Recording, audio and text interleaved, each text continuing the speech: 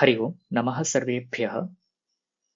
अद्य श्रीमद्भगवद्गीतायाः प्रथमभागस्य 33तमं दिनम्।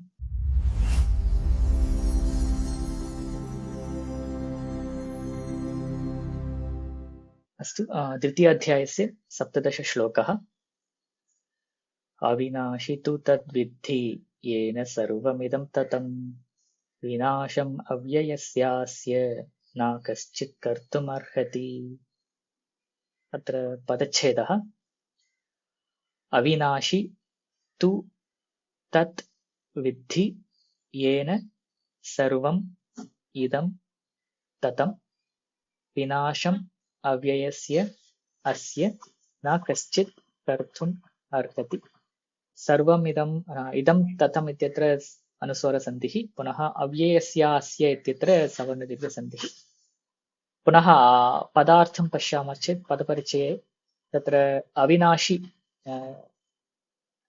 न विनाशि अविनाशि नै समासः, पुनः विनाशः अस्य अस्ति इति विनाशि, one which has destruction at the end is called vinashi. अविनाशी नाम यस्य विनाशः न भवति न शक्यते तद् अविनाशी। एतद् नपुंसकलिङ्ग प्रथमाविभक्ति रूपम्। पुनः विद्धि इत्येतद् विद् धातोः लोट् लकार मध्यमपुरुषे एकवचनान्तं रूपं, जानीहि इति रूपं, प्रथमपुरुषे जानातु इति, तथा तस्मिन् अर्थे मध्यमपुरुषे विद्धि इति जानीहि इति अर्थम्। पुनः ततं इत्येतत् पुनः तनुधातोः तान्तं रूपं, ततं नाम व्याप्तम् इति अर्थः। पुनः विनाशम् अव्ययस्य व्ययः नास्ति, यस्य व्ययः नास्ति तद् अव्ययम्। one which does not decay is actually called अव्ययम्। अत्र व्ययशब्दस्य अर्थः यस्य उपचयः वा अपचयः वा न भवति तद् अव्ययम्। अत्र यस्य अपचयः अथवा अपचयः भवति तद् व्ययः इति उच्यते। Loss or decaying or reducing in the form, that is actually called as vyayah. So we generally use it for expenses. So vyayam karoti va iti. Are you going to reduce your wealth? So that's actually meaning. So ataha vyaya nama generally it's a loss or losing its form. So that's a vyayah. So yasya vyaya na shakyate athva vyayah na bhavati tad avyayam. Yad na vyeti tad avyayam. This is the actual definition. So tad avyayam tasya iti avyayasya punaha kaschit kartum arhati. Arhati etad arhata asti kasyachit iti arhati. Astu atra अन्वयं पश्यामः चेत् अत्र सरलवाक्यमेव। अत्र इदं सर्वं ततम् अस्ति, इदं सर्वं व्याप्तम् अस्ति. So all this is spread by something. So idam sarvam vyaptam, this is all covered or spread over. So yena idam sarvam tatam, by which all these are all actually spread over, that is tattu avinashi, that is non-destructible or which cannot be destructed. Iti vidhi iti janatu athva janihi. So you know that one which is covering all these things is not destroyable or which does not have destruction at the end. Asya avyayasya vinasham kartum kaschitapi na harhati. So no one can destroy that avyayam. So that avyayam means the one which is nityam or doesn't change its form. That is avyayam. So you also know that no one can actually destroy that avyayam. So it's a very literal meaning. And here atra tat yena idam sarvam tatam तत्तु अविनाशी विद्धि इत्यत्र तत् इत्ययं शब्दः ब्रह्मव्यवहारार्थं भवति। तत्र ब्रह्मव्यवहारार्थम् अथवा आत्मा ब्रह्म इत्यस्मिन् अर्थे तत्र तत् शब्दः पूर्वस्मिन् श्लोके अस्माभिः दृष्टम्। अतः तद् नाम ब्रह्म अथवा तद् नाम आत्मा। तत्र अत्र किम् उच्यते अस्मिन् श्लोके वस्तुतः? अत्र पूर्वस्मिन् श्लोके आत्मा सत्यः इति अस्माभिः प्रस्थापितम्। अत्र आत्मा एव सत् भवति, अन्यत् सर्वम् असत्। अत इति आत्मा सत्यः, अनात्मा असत्यः इति अस्माभिः दृष्टम्।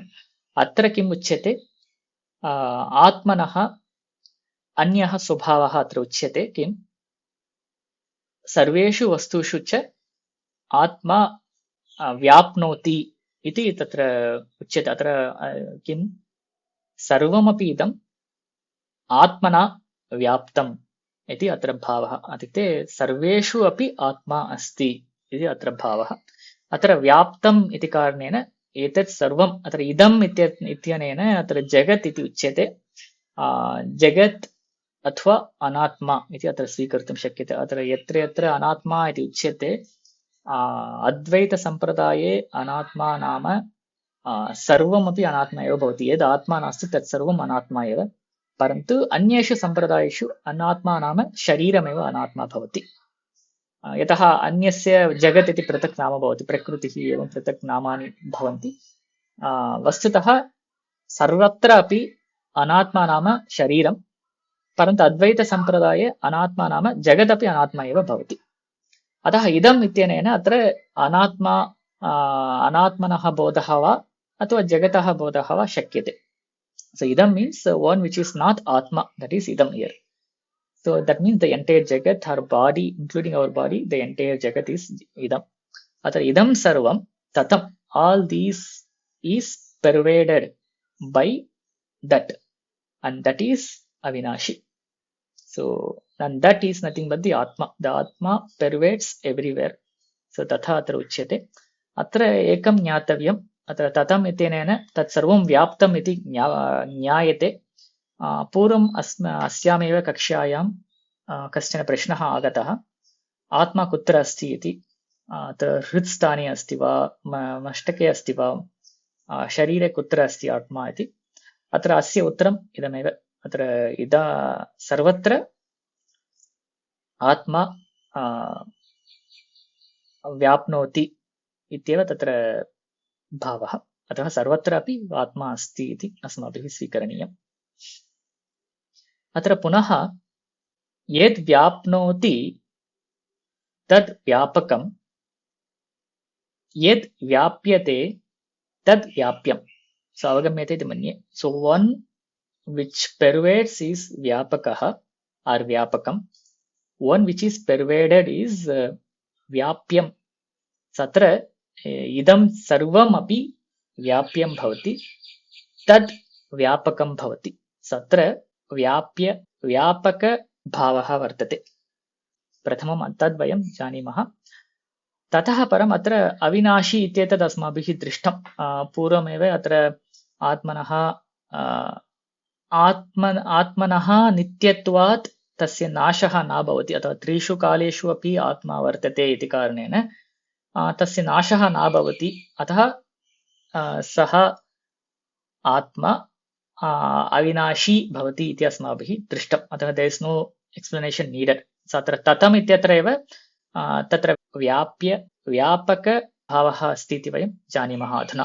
सो just remember this, but we are going to touch upon this on the shloka number 19 again. The व्यापकभावः। ओके, पुनः अग्रे अस्य अव्ययस्य विनाशं कर्तुं कश्चिदपि न अर्हति। अत्र अव्ययम् इत्यत्र यस्य व्ययः न भवति तद् अव्ययम् इति दृष्टम्। अतः आत्मा तु अव्ययं भवति। किमर्थम् इत्युक्ते तस्य व्ययः न भवति। यतः किमर्थं व्ययः न भवति? तस्य नाशः वा अथवा तस्य विकारः वा अथवा तस्य क्षयः वा न भवति इति कारणेन तद् अव्ययं भवति। इट् स्टेस् एस् इट् इस्। तादृशस्य अव्ययस्य आत्मनः विनाशः केनापि न शक्यते इति अत्र भावः। अस्तु, एकवारं शीघ्रं वयं भाष्यमेकं पश्यामः। अत्र अविनाशी, अत्र न विनष्टुं शीलं यस्य इति अविनाशी। अत्र तु शब्दः असतः विशेषणार्थः। पुनः तत् विद्धि नाम विजानीहि इति विद्धि। पुनः किं येन सर्वमिदं जगत् ततं, ततं नाम व्याप्तम्। अत्र सदाख्येन ब्रह्मणा साकाशम् आकाशेनैव घटादयः। यथा घटेषु आकाशः घटेषु आकाशः व्याप्नोति, तथा सर्वेषु अपि आत्मा व्याप्नोति इति अत्र उच्यते। पुनः विनाशम् अदर्शनम् अभावम् अव्ययस्य न वेति इति अव्ययम्, इत्युक्ते उपचयापचयौ न याति इति अव्ययम्। So which does not increase or decrease in its form, that is अव्ययम्। तस्य अव्ययस्य इति अर्थः। पुनः न एतत् सदाख्यं ब्रह्म स्वेन रूपेण वेति व्यभिचरति निरवयवत्वात् देहादिवत्। पुनः न अपि आत्मीयेन आत्मीय अभावात्। अस्तु। So here अत्र ब्रह्म एव अत्र अव्ययं भवति। किमर्थं ब्रह्म अव्ययं भवति? तत्र कारणद्वयम् उच्यते। निरवयवत्वात् तथा आत्मीय अभावात्. So there are two reasons why it doesn't undergo any change, because it doesn't have any avayava. So आत्मनः अवयवाः न सन्ति, तथा तस्य आत्मीय भावः अपि नास्ति। अस्तु, अत्र अवयवं स्वीकुर्मः चेत् यस्य अवयवः अस्ति, यदि तस्य अवयवस्य किञ्चित् नाशः भवति, तदानीं तत्र अवयवीनः अपि नाशः भवति. So you are able to get it. So there is two things, avayava and avayavi. So avayavi is one which has avayava. So yada avayavasya nashaha, angasya nashaha bhavati, tada avayavinaha api nashaha bhavati.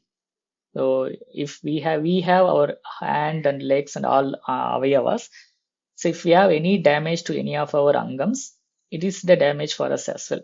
So tatha atra kim uchyate, atma tu niravayavaha vartate. So there is no avayava for atma.